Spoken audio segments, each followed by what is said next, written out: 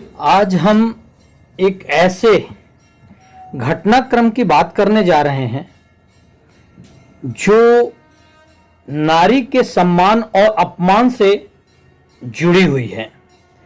त्रेता युग के जटायु और द्वापर युग के भीष्म पितामह दोनों को इच्छा मृत्यु का भगवान से वरदान मिला हुआ था। जटायु की मृत्यु भगवान श्री राम की गोद में और भीष्म पितामह की मृत्यु 6 माह बाणों की सैया में लेटे रहने के बाद क्यों हुई, दोनों की मृत्यु का रहस्य जानने का आइए प्रयास करते हैं। हिंदू धर्म में अनगिनत ऐसे उदाहरण सामने आए हैं जिन्हें हम सुनकर, जानकर, पढ़कर ज्ञान प्राप्त कर सकते हैं कि नारी सम्मान करने और न करने वालों की क्या दशा होती है। भले ही भगवान ने उन्हें इच्छा मृत्यु का वरदान ही क्यों न दिया हो। हमारे सामने 2 उदाहरण हैं, काफी रोचक और दिलचस्प हैं। थोड़ा इन्हें ध्यान से सुनिए। त्रेता युग के जटायु और द्वापर युग के भीष्म पितामह का नाम सभी ने सुना ही होगा। जटायु और भीष्म पितामह दोनों को इच्छा मृत्यु का वरदान भगवान से प्राप्त था। फिर दोनों की मृत्यु में इतनी भिन्नता क्यों थी?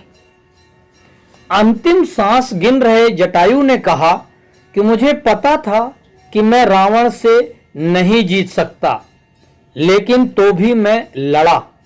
यदि मैं नहीं लड़ता तो आने वाली पीढ़ियां मुझे कायर कहती। जब रावण ने जटायु के दोनों पंख काट डाले तो काल आया, और जैसे ही काल आया तो गिद्धराज जटायु ने मौत को ललकार कर कहा, खबरदार ए मृत्यु, आगे बढ़ने की कोशिश मत करना। मैं मृत्यु को स्वीकार तो करूंगा, लेकिन तू मुझे तब तक नहीं छू सकता जब तक मैं माता सीता जी की सुधि प्रभु श्री राम को नहीं सुना देता। मौत उन्हें नहीं छू पा रही है। मौत कांप रही है खड़ी होकर।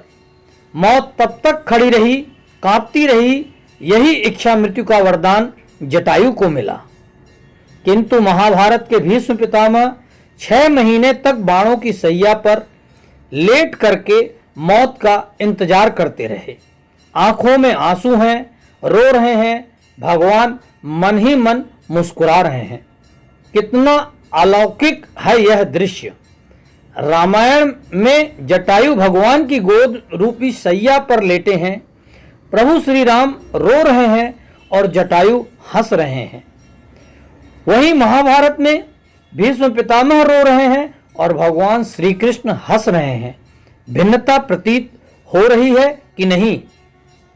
अंत समय में जटायु को प्रभु श्री राम की गोद की सैया मिली, लेकिन भीष्म पितामह को मरते समय बाण की सैया मिली।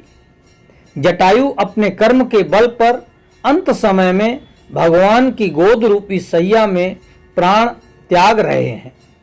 प्रभु श्री राम की शरण में और बाणों पर लेटे लेटे भीष्म पितामह रो रहे हैं। आखिर ऐसा अंतर क्यों? ऐसा अंतर इसलिए है कि भरे दरबार में भीष्म पितामह ने द्रौपदी की इज्जत को लुटते हुए देखा था। भीष्म पितामह उस समय विरोध नहीं कर पाए थे।